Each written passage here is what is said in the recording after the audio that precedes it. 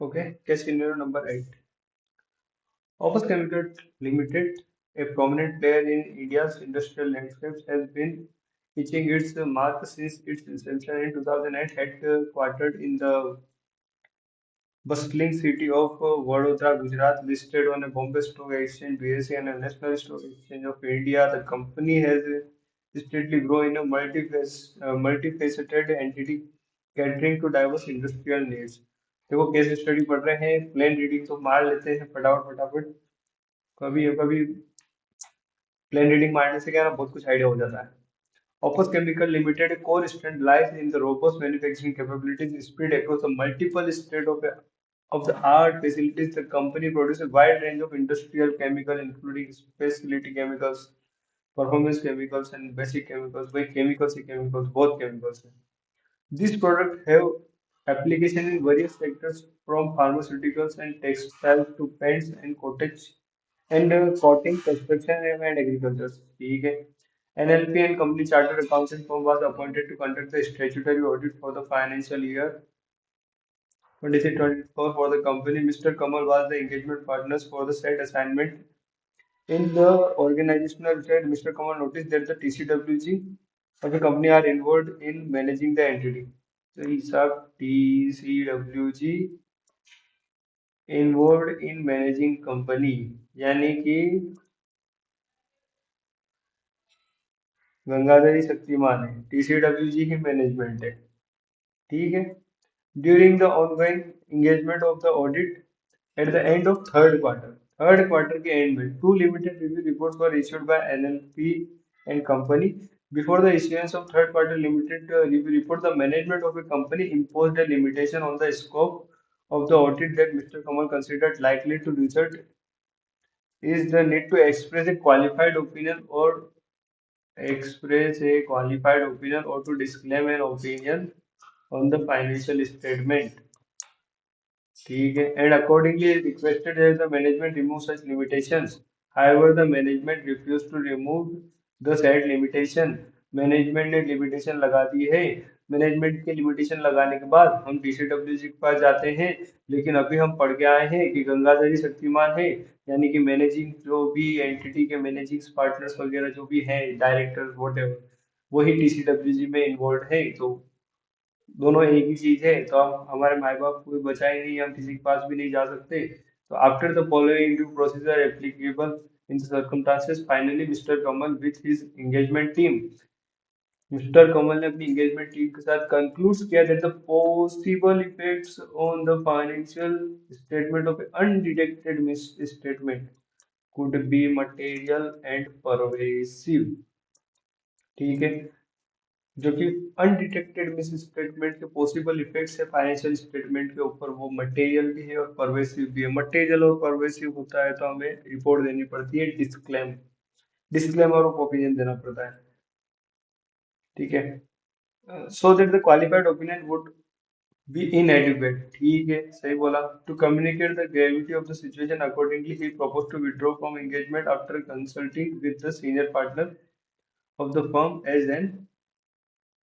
as on 15 November 15 नवंबर को resign मार रहा है in its resignation letter the firm mentioned a professional preoccupation as a reason of resignation resignation letter में दे रहा है ठीक है कोई दिक्कत नहीं है from the above fact answer the following case studies बहुत अच्छी है मैंने पढ़ी है एकदम बिल्कुल भर भर के लिखा हुआ है अगर डायरेक्ट करने जाते तो नहीं हो पाती इसीलिए मैंने थोड़ा बहुत अंडरलाइन कर लिया है पहले केस स्टडी को पढ़ते हुए और ठीक है मैंने इसीलिए रिलेवेंट रिलेवेंट चीजें आपको पहले ही बता दी है कि गंगाधर शक्तिमान क्यों है क्योंकि नीचे आएगा क्वेश्चन के अंदर पॉसिबल इफेक्ट्स अनडिटेक्टेड तो इसमें डिस्क्लेमर जाता है ठीक है और एक हम पढ़ पढ़ के डिस्कस कर लेते हैं What was the responsibility of NPL and company with respect to issue of limited report at the time of resignation?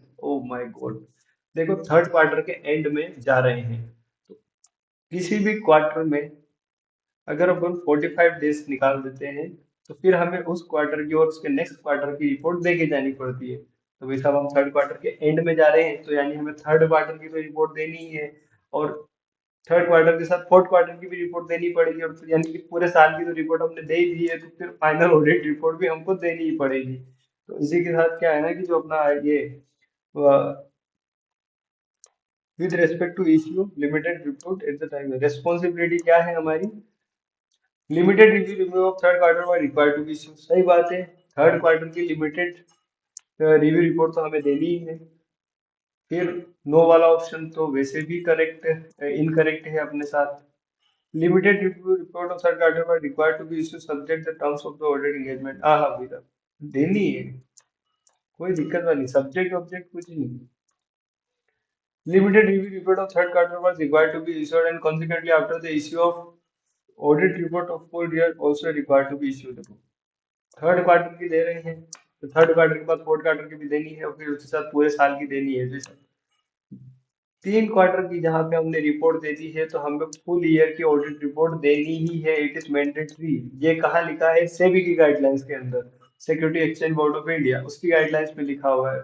उसने बोल रखा है कि अगर कोई ऑडिटर तीन क्वार्टर तक दे देता है अगर रिव्यू रिपोर्ट्स अपनी, तो उसको ऑडिट रिपोर्ट भी देनी है फुल ईयर की। ठीक है, फिर अगर ऑडिट रिपोर्ट में हम क्या रिपोर्ट दें, मैनेजमेंट तो लिमिटेशन इम्पोज कर रहा है, लिमिटेशन इम्पोज कर रहा है तो डिस्क्लेमर दे दो, लेकिन देनी जरूर है। ठीक है। सेकंड क्या है, व्हाट वाज द रेस्पॉन्सिबिलिटी, क्या रेस्पॉन्सिबिलिटी है मिस्टर कमल की when the management refuse to remove the set limitation. Gangadhar Shaktimaan है, टीसीडब्ल्यूजी के पास जा नहीं सकते हैं, to communicate the matter with TCWG.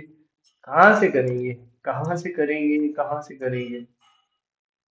ठीक है, to determine whether it is possible to perform alternate procedure to obtain sufficient appropriate audit evidence। ठीक है, मैंने एक बार थोड़ा फर्स्ट वाला पॉइंट थोड़ा सा और अच्छे से समझा था। To communicate the method to TCWG with governance and determine whether it is possible to perform alternate procedure to obtain sufficient appropriate audit evidence. देखो ये ना, ये वाला पॉइंट दिक्कत कहीं नहीं है। अगर इसके अंदर ऐसा लिखा होता, to communicate the matter with TCWG and TCWG and determine whether it is possible to perform to communicate the method with TCWG unless all the management personnel included in TCWG। अगर ऐसा करके कुछ पॉइंट होता तो हमें ना ये वाला आंसर टिक मारते। लेकिन क्या है ना कि हमें जिस हिसाब से बता रखा है उस हिसाब से तो क्या है कि टीसीडब्ल्यूजी मैनेजमेंट दोनों इन्वॉल्व है, तो टीसीडब्ल्यूजी को क्या पता है, टीसीडब्ल्यूजी खुद ही इन्वॉल्व है। फिर सेकंड वाला क्या है ना कि जब भी हमें ना ऐसा कुछ मैनेजमेंट लिमिटेशन इम्पोज करती है, तो हम क्या करते हैं ना कि अल्टरनेटिव प्रोसीजर्स करने की कोशिश करते हैं, ट्राई करते हैं कि अल्टरनेट प्रोसीजर के साथ हमको सफिशिएंट एप्रोप्रिएट ऑडिट एविडेंस मिल जाए। ठीक है, कभी भी कंफ्यूज मत होना। एक होता है अल्टरनेट, अल्टरनेट मतलब उसकी जगह पे कुछ और करना, और एक होता है एडिशनल, एडिशनल यानी और ज्यादा करना। इसमें है ना बी वाला पॉइंट और जो सी वाला पॉइंट है, सी वाले में सिर्फ इतना लिखा है परफॉर्म एडिशनल प्रोसीजर, और बी वाले में लिखा है परफॉर्म अल्टरनेट प्रोसीजर। ठीक है, पूरा का पूरा सेम है, सिर्फ परफॉर्म अल्टरनेट प्रोसीजर और perform additional procedure. Additional procedure तो हम तब करेंगे ना जब हमने कुछ प्रोसीजर किए हैं, मैनेजमेंट ने इम्पोज कर दी है लिमिटेशन, तो हम प्रोसीजर कर ही नहीं पा रहे हैं, तो हम प्रोसीजर प्रोसीजर कुछ परफॉर्म ही नहीं कर पा रहे हैं, तो अब हम क्या करेंगे, डायरेक्टली अल्टरनेट सोर्स ढूंढेंगे ना सफिशिएंट एप्रोप्रिएट ऑडिट एविडेंस के लिए। ठीक है, तो हमारा ऑप्शन कौन सा हो जाएगा, बी हो जाएगा, कि अगर मैनेजमेंट रिफ्यूज रिफ्यूज करता है, रिमूव लिमिटेशन नहीं हटाता है, तो हम क्या करेंगे, अल्टरनेट प्रोसीजर परफॉर्म करेंगे। ये रिप्रेजेंटेशन मैनेजमेंट से लेने का कोई फायदा नहीं है, कोई मतलब नहीं उस मैनेजमेंट रिप्रेजेंटेशन का, मैनेजमेंट तो सब बोलेगी हमने सब अच्छा ही कर रखा है। थर्ड क्या है, if the auditor propose to resign on the 14 November, एक मिनट में कोई देख लेते ना। ठीक है, एवरीथिंग इज ओके।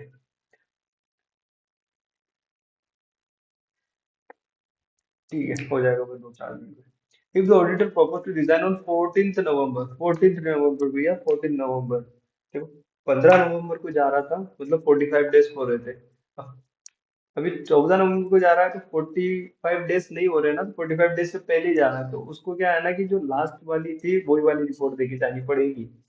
यानी कि लास्ट क्वार्टर कौन सा रहा होगा, सितंबर अक्टूबर, नहीं सितंबर अक्टूबर नहीं, अप्रैल मई जून जुलाई अगस्त सितंबर, जुलाई अगस्त सितंबर, और फिर क्या अक्टूबर नवंबर दिसंबर। एक बार पढ़ लेते सारे ऑप्शंस क्या क्या है हमारे पास। तो ऑर्डर से कम्युनिकेट टीसीडब्ल्यूजी, तो ऑर्डर से कम्युनिकेट, तो ऑर्डर से कम्युनिकेट टीसीडब्ल्यूजी, सही है, सही सही है। आइडेंटिफाइड ड्यूरिंग द ऑडिट, जैसे given rights to modification of opinion, ठीक है, and the limited review second and third quarter पर रिक्वायर्ड टू बी इशू। ठीक है, एक बार नीचे वाले पढ़ लेते हैं। This is identified during the audit that would give rise to modification of the limited review report not required to be issued. Limited review report issue तो करनी पड़ेगी, इश्यू तो करनी पड़ेगी। ठीक है, चलो ये वाला ऑप्शन, डी वाला, report for second quarter was required to be issued, क्योंकि 45 डेज से पहले जा रहा है ना, तो लास्ट वाले की जो भी थी वो वाली देनी पड़ेगी। अगर 45 डेज के बाद जाता तो लास्ट वाली देनी पड़ती और नेक्स्ट वाली भी देनी पड़ जाती। ठीक है, तो the auditor shall communicate to TCWG the matters regarding the misstatement identified during the audit that would give rise to modification of the opinion, and the limited review report of the second quarter was required to be issued. Second quarter की limited review report देनी ही पड़ेगी। Whether the given circumstances withdrawal from the engagement was mandatory, mandatory, and if so, what is the responsibility of auditor with respect to such withdrawal? अगर withdrawal mandatory है engagement से, तो responsibility क्या है auditor की? चलो, in the case withdrawal from the engagement was mandatory, and in case of withdrawal, as the withdrawal from the audit before issuing audited reports were not practicable or possible, he is required to disclaim the financial। सही बात है, पहला option ही अपना सही है, यही है।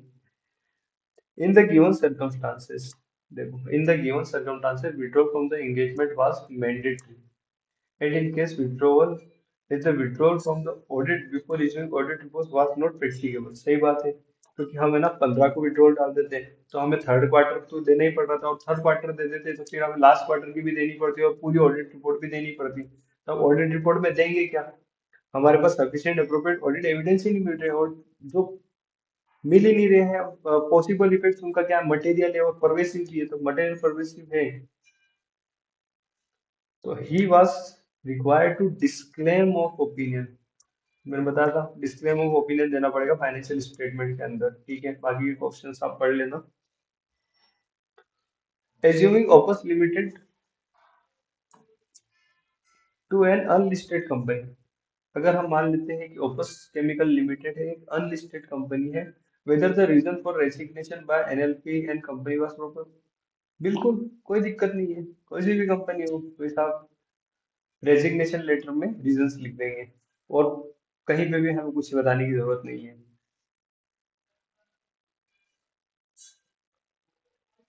Whether the reason reasonable was proper, no doubt। ठीक है, no, the auditor should have clearly mentioned the reasons for the resignation in the resignation letter issued to the company। Resignation letter जाएगा उसमें ही दिखाना है। इस भाई साहब ने क्या कर रखा था, देखो, in its resignation the firm mentioned professional preoccupation as the reason of for the resignation। Professional preoccupation नहीं बताना है। ठीक है, याद रख लेना, मैं आपको दिखा देता हूँ थोड़ा सा नीचे, आंसर इसमें दे रखा है।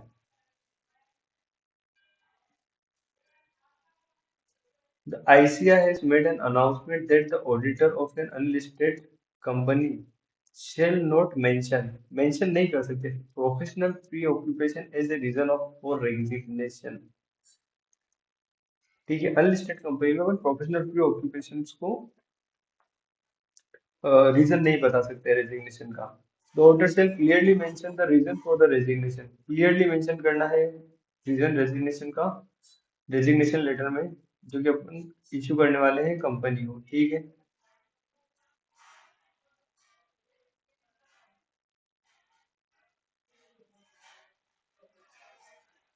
ऐसे 705 के अगर possible effects of financial statement of undetected miss statement, possible effect, क्योंकि जिस जगह हम एविडेंस ही नहीं जुटा पा रहे हैं तो हम अंदाजा ही लगा सकते हैं ना कि पॉसिबल इफेक्ट्स होगा, जो मिस स्टेटमेंट हम पकड़ नहीं पाए।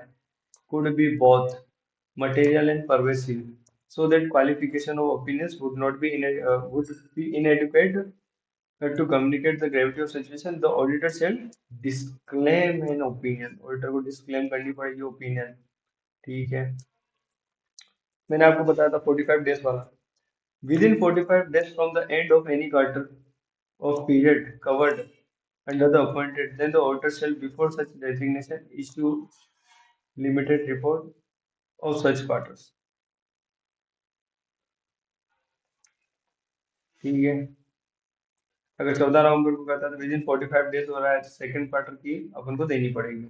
पर अगर 15 नवंबर को कर रहा है तो 45 डेज हो जाते हैं, तो फिर हमें नवंबर की देनी पड़ेगी, और 3 क्वार्टर की देती है तो चौथे क्वार्टर की भी देनी है, और फिर फुल ऑडिट रिपोर्ट भी देनी ही पड़ती है। ठीक है, यही यही वाला पॉइंट लिखा है देखो।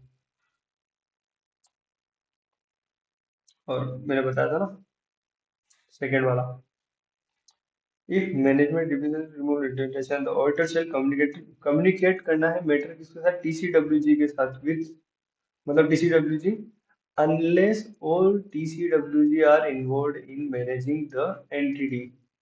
ठीक है, और यहाँ पे हमने देखा था कि सारे के सारे मिली हो जाते, तो कोई दिक्कत वाली बात ही नहीं है। ठीक है, तो इसी के साथ आपकी केस स्टडी कंप्लीट होती है। केस सिनेरियो अपना कौन सा नंबर का केस सिनेरियो है, एक मिनट देख लेते हैं। Oh my God,